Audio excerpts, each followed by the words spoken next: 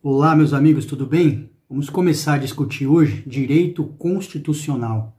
E vamos fazer uma série de vídeos em que vamos aprofundar um pouco o nosso conhecimento nessa área tão importante do direito.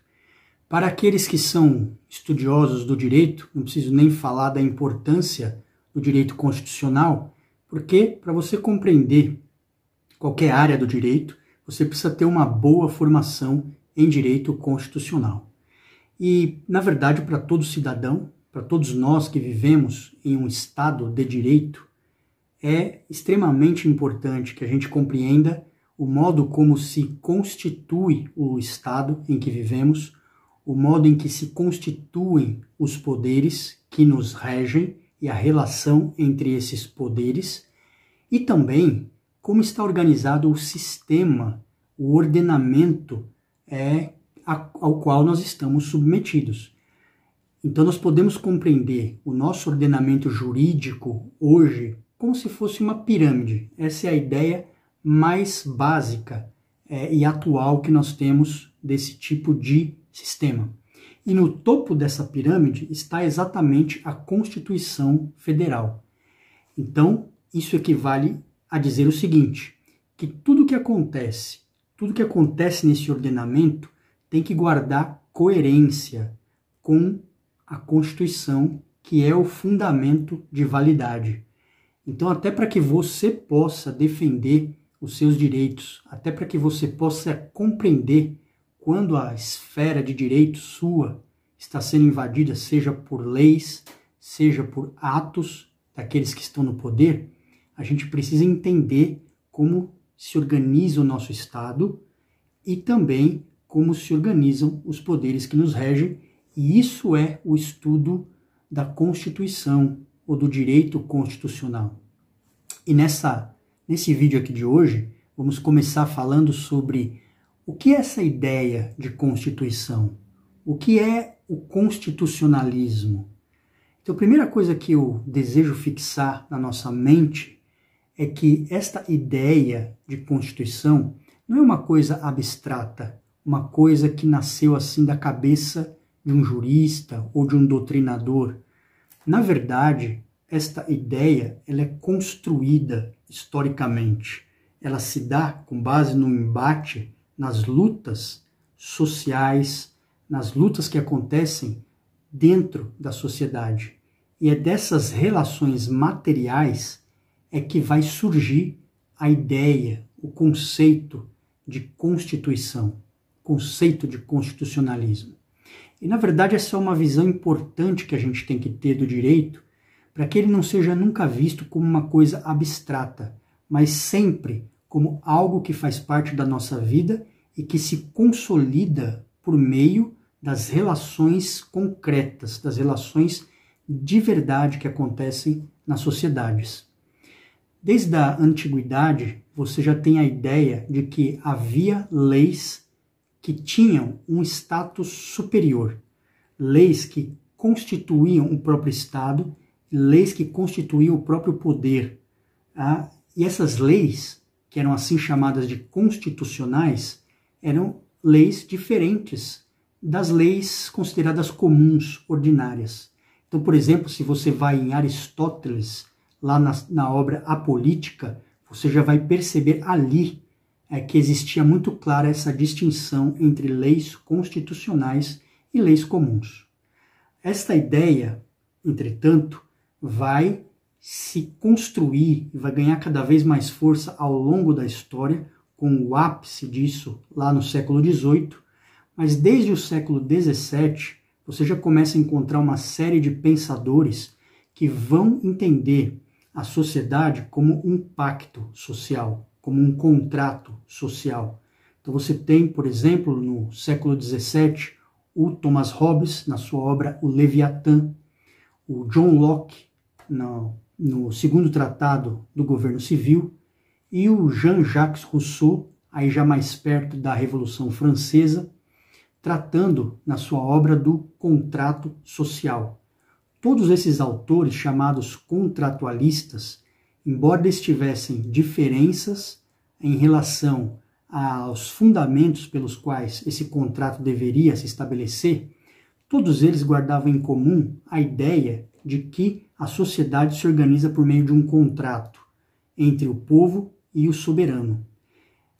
Portanto, esta ideia de contrato social é uma ideia muito próxima da ideia de constituição, de um acordo de poderes que estão inicialmente no povo e são dados, são delegados a um soberano. O problema é que essas ideias, elas tinham muita relação com o absolutismo, com a ideia de um poder absoluto, e durante muito tempo serviram de fundamento para concentrar poder nas mãos de um soberano ou num grupo privilegiado de pessoas.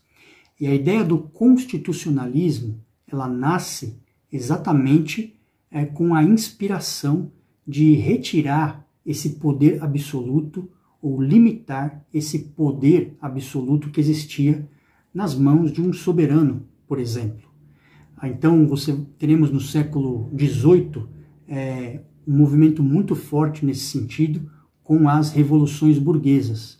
Essas revoluções, inspiradas ali na filosofia, no pensamento iluminista, que trazia a ideia de que o indivíduo é central, de que o indivíduo deve ter primazia num determinado ordenamento e que havia direitos individuais e direitos até naturais que deveriam ser resguardados e protegidos contra o poder do soberano.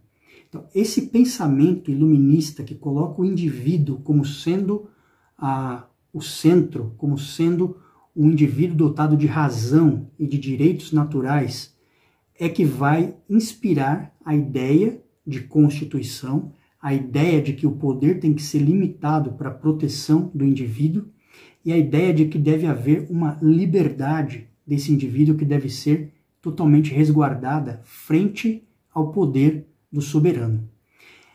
E aí nós temos, com base nesse pensamento filosófico, um movimento econômico que é o movimento da ascensão da burguesia. E aí junta-se a esse movimento de ascensão da burguesia com esse pensamento filosófico de inspiração iluminista, e estes são os elementos que vão gerar as revoluções burguesas e que em um determinado momento, mais fortemente ali no século XVIII, vão estabelecer documentos escritos, muito fortemente ali no século XVIII, documentos escritos que têm o propósito, o objetivo de limitar o poder do soberano e dizer, então, que esse poder não pode invadir esferas de individualidade. Então, o constitucionalismo é esse movimento, e a ideia de constituição é a ideia de ter um texto escrito que vai determinar quais são os poderes e a limitação desses poderes. Vai estabelecer a separação entre os poderes, porque é uma ideia racional, pautada na razão, daí o iluminismo, pautado numa forma de racionalizar o uso do poder.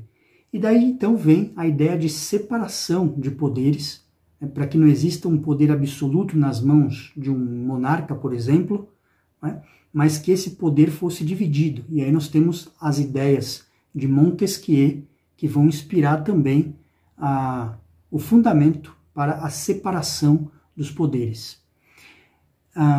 Um documento muito importante que nós podemos citar aqui é aquele que vem com a Revolução Francesa, que é a Declaração dos Direitos do Homem e do Cidadão de 1789. Então, logo ali com a Revolução Francesa, você tem um documento escrito que vai descrever os direitos do cidadão, as garantias dos cidadãos e também estabelecer a limitação do poder do rei, do poder do soberano.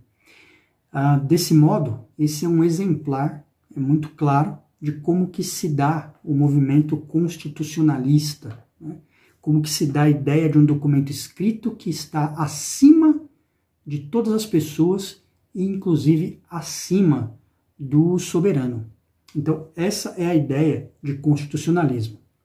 Nesse documento, Declaração dos Direitos do Homem e do Cidadão, tem uma descrição dos direitos desses cidadãos e no artigo 16 você vai encontrar o seguinte: toda sociedade que não tem assegurada a separação de poderes nem garantida os direitos dos cidadãos não tem uma Constituição.